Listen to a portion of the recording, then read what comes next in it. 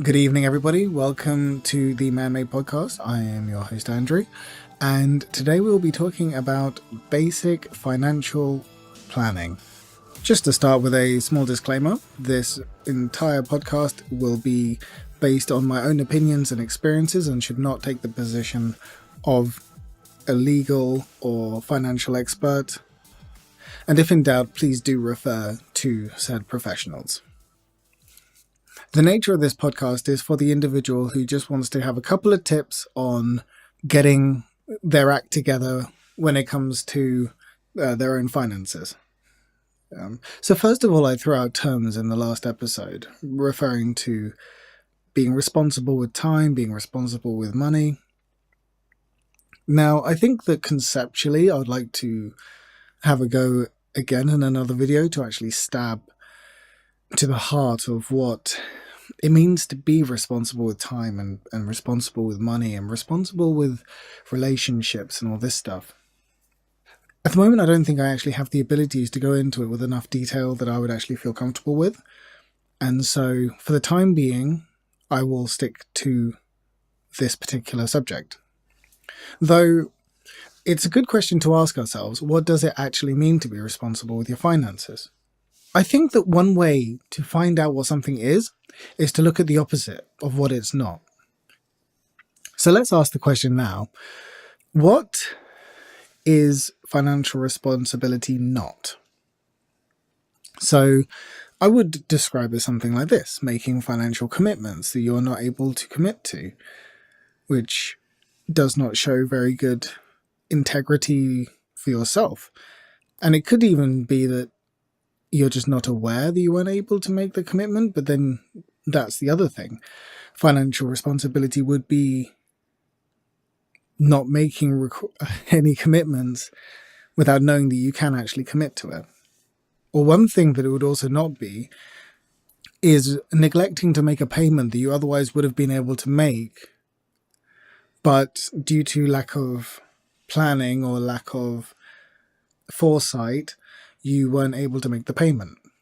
Now, this is easy to do, but that's not the point in this situation. The fact is that as individuals, what we need to try and do is make sure that when we make a commitment, that we can stick to it, because this builds integrity and is actually the primary measurement that banks use for your credit rating. It's the fact that they want to know that when they lend you money, you're going to give it back. That's what credit rating is. Though obviously the nuances of bank to bank, how they measure that, I would definitely recommend you, again, see a professional. And lastly, I would say that one thing that's very important, in the same way that somebody who's trying to lose weight must cut down on snacks, somebody who's trying to be more responsible with their money must cut down on frivolous spending. Now, I actually find this harder than I probably should, and there are definitely techniques that you can use to deal with this. I will share a couple that work for me, and feel free to add some of your own as well, just for good measure. So first and foremost, let's just say, if I was to ask you right now what was in your account, roughly, like I'm not going to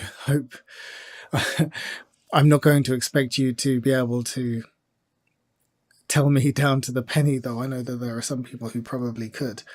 Let's just assume that you're incredibly comfortable with telling me this kind of thing, but would you be able to tell me? That's one way of looking at it. Probably couldn't actually tell me. Now, that's pretty normal. But we're not looking for normal. We're looking for what is going to work for us to become the best versions of ourselves that we can be. And being generally more prepared is definitely a good way of looking at that. So a very easy way to start is to make sure that you've got your banking app for your whatever your bank is. So I'm going to just refer to British banks because those are the only ones I know. If you have a Santander, Barclays, Lloyds, TSB, any of these other banks, then I would strongly recommend download their app. They've actually got really useful stuff on their app. And the way I used to be is that because the state of my bank was so bad, I wouldn't even want to look at it. which is completely the wrong attitude, and honestly just gets you into more trouble than just facing it every day and just keeping it at the forefront of your mind. It definitely does help put things into perspective later on down the line. So I definitely recommend using an app. Apps are generally secure. I mean, it might just be because I'm a programmer, but I'm quite biased towards technology. Apps are pretty secure. They give you your statements, your recent transactions, your pending transactions, your balance, or you can see all of your accounts in one place. It's very helpful, and to be honest, in the modern day, we should be referring to these kind of devices. Now, obviously, there will always be security risks, but the way I look at it is that if someone was able to say hack, and I don't like to use the term hack because most people don't know what they mean by the term hack, but if they were able to hack into your profile, through the app, then I think that your respective bank has got a lot more problems than just a bit of money missing from your account. Because if someone's able to just access accounts willy-nilly through the applications, then yeah, that's a serious integrity issue. So you can at least trust that for the bank, it's in its best interest to make sure that that kind of technology is secure. Now, I know that doesn't mean that it is going to be bulletproof, but no solution is completely bulletproof. So let's just deal with the tools that we've got and work our way through it. So now you've logged into your account, you know what is going in, going out, you know what's direct debits you've got, you know what standing orders you've got. Now, what I did, and I found this quite useful, it's probably akin to a waste of time, and maybe it's just because I'm a bit of a nerd, but this is what worked for me. I actually used a spreadsheet, Google Sheets, or you can use the web app for the Microsoft spreadsheets. Now, why would I use a spreadsheet to overcomplicate something that the app does so simply? Well, if you have any outstanding payments, any outstanding sort of debt, or a direct debit going out, a subscription, one thing you can do is actually get all of the data, put it onto the spreadsheet. This doesn't need to take more than an hour. If you're someone like me, just doing finances for yourself, just getting things in order, just having something in front of you that you can look at that just says, this is what's going out, this is what's going in, this is how much I have as a difference, this is my spread. When I say spread, I mean the difference between the amount going in and the amount going out. This, for me, was actually the most useful part, because I was about to order myself a new camera, actually for this show, and I was going to do it through finance. But when I actually looked at the spreadsheet, I saw that in comparison to everything else I wanted to do, it was actually going to set me... It wasn't going to be too bad, but it would have definitely set me back that month. And that was good, because I was able to just have the sheets do the maths for me. I just had take those numbers, take it away from that number, give me what's left. And you can go as I said earlier, as into this as you want. So you can actually project how much your monthly payments are for your debt, for example. And then you can say, okay, divide my payments by the amount, and then it will give you roughly how many terms are left. You can even go further. Now, I haven't done this yet, but I could definitely advise it. This is something that is something I actually might do, which is get something like Google Calendars, which we spoke about in the last episode, up, and you can put what days and put reminders on those days that money is going in or out. So you could say, for example, okay, my credit card payment deadline is on this day. And then you can say, okay, so I'm going to make sure that there is enough money in my account for that. And so then when you're looking at your calendar, you can say, okay, I need to make sure that my payments are ready for that day. Which again it's very, very powerful, and it it gives you so much freedom because you're never guessing. You're never at the point where you get to the end of the month and say, oh, do I have enough money for my credit card bill? Oh, that's not great. So hopefully you can definitely see an advantage to that. Now, again, you don't have to use sheets. There are actually many like accounting softwares that you can use.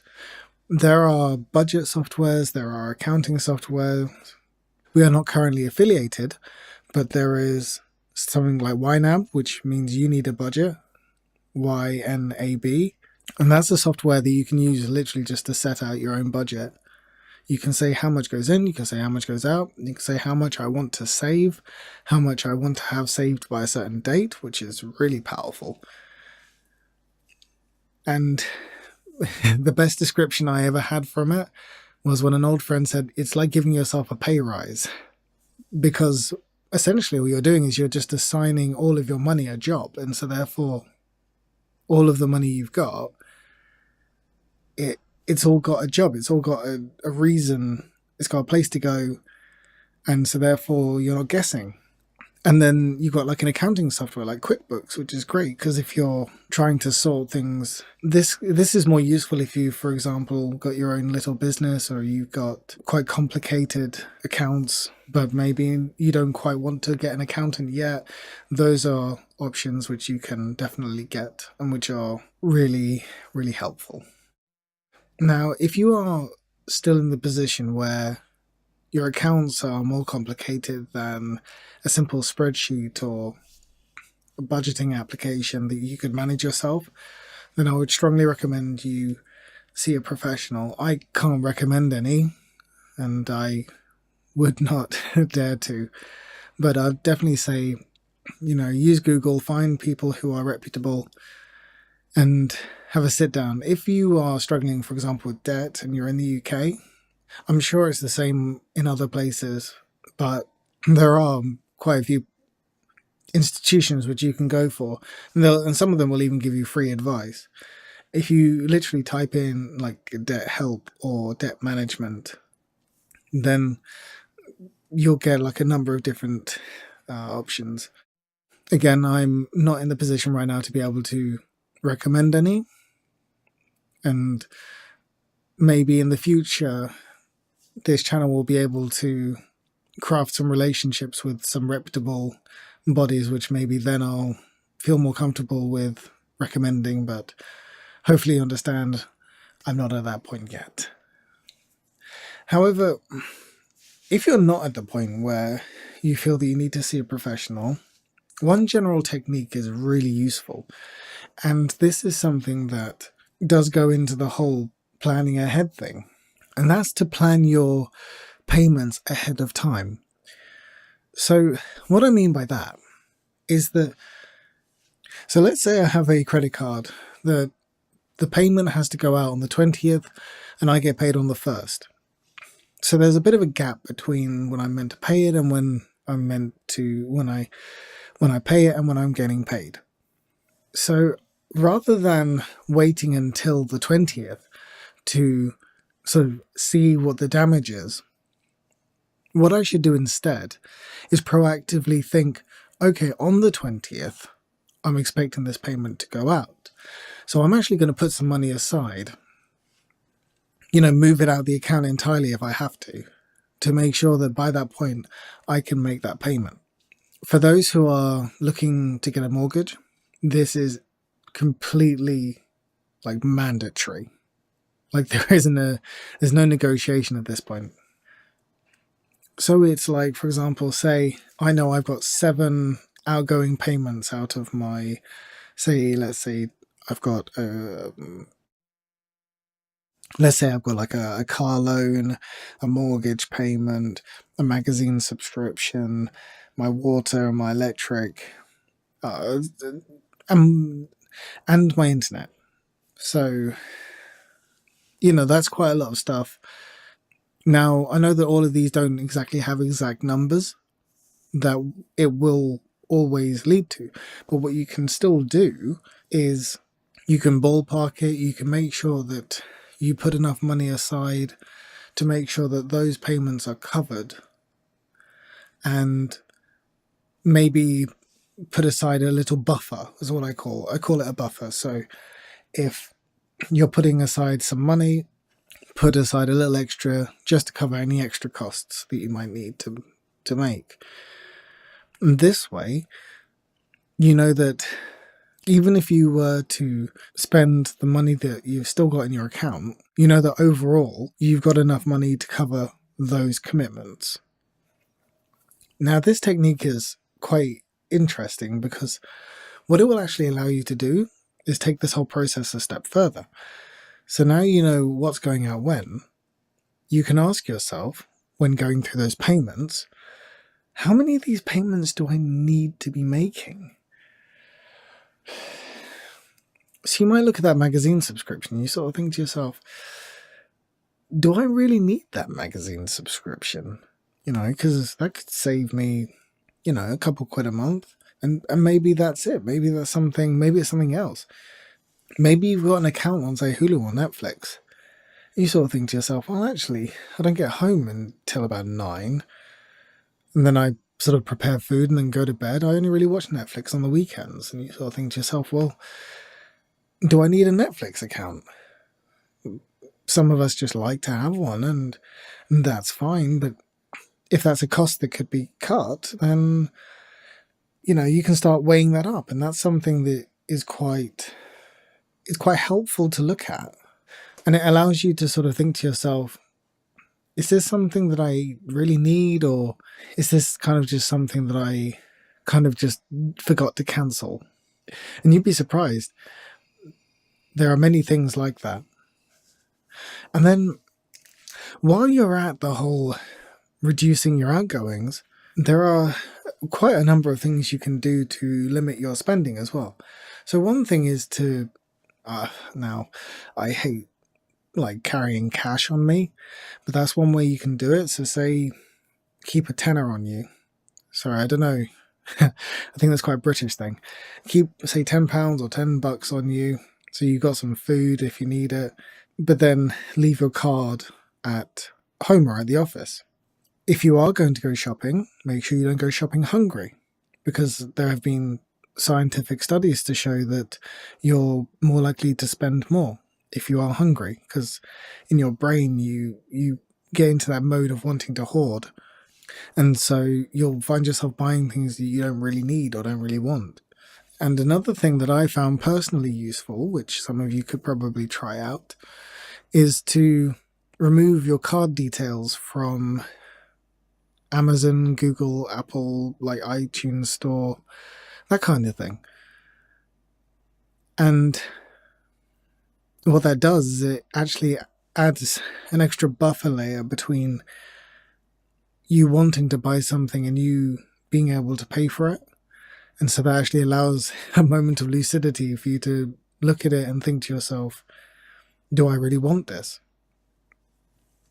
I mean, this is a great practice, and I've actually read about people who will do this for a month in advance. So you look at something you want to buy and you say to yourself, do I want this?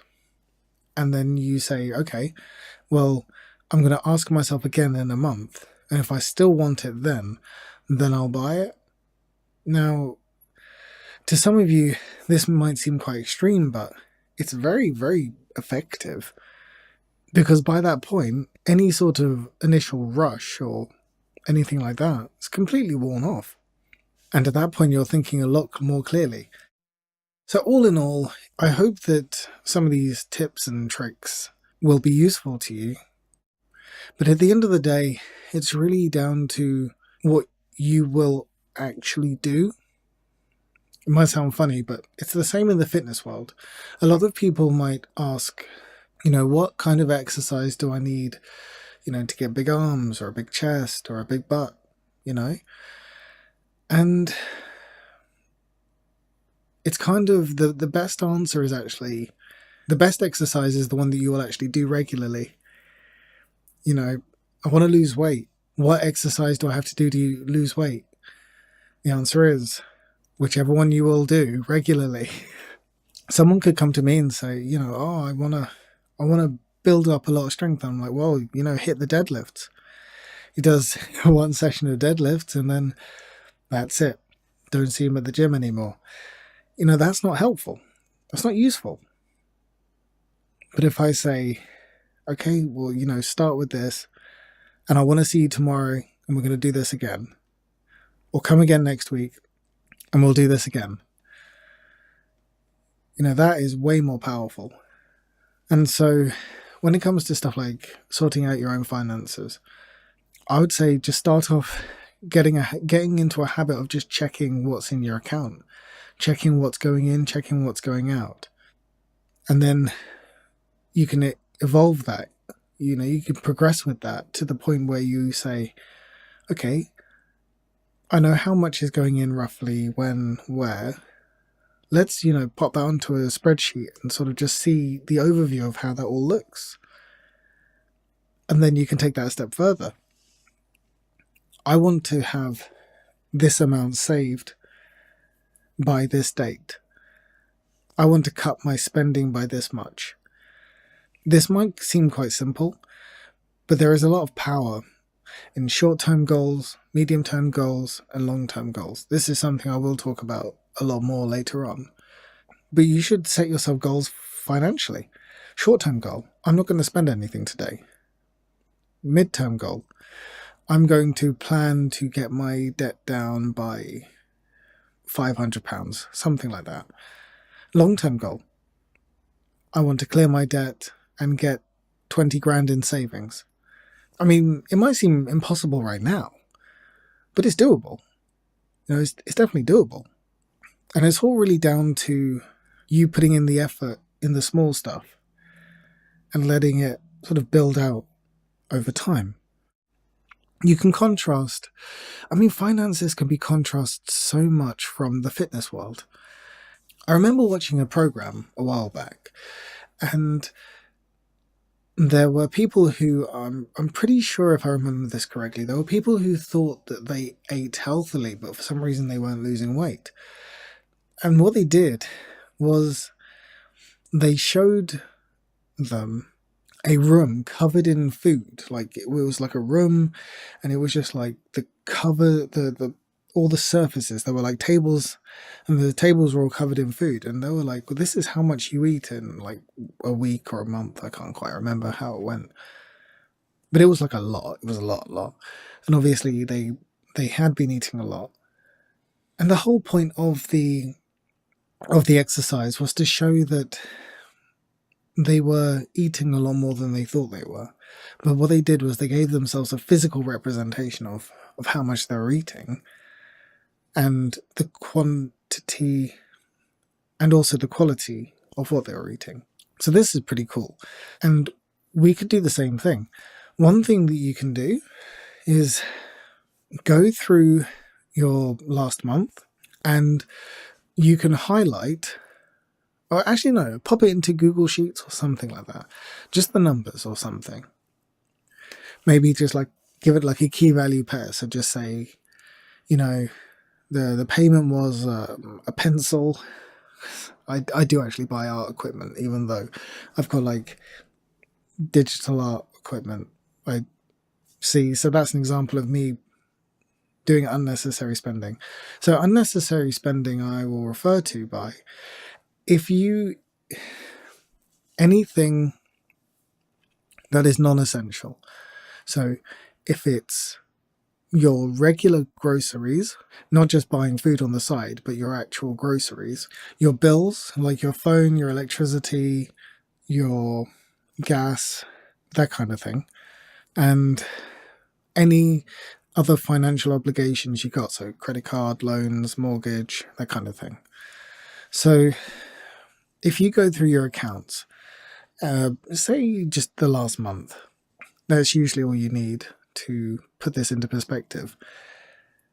And then anything that isn't like a financial commitment, so as I said, like loan, mortgage, credit card, anything that isn't a subscription, because in a manner of speaking, a subscription is a financial commitment.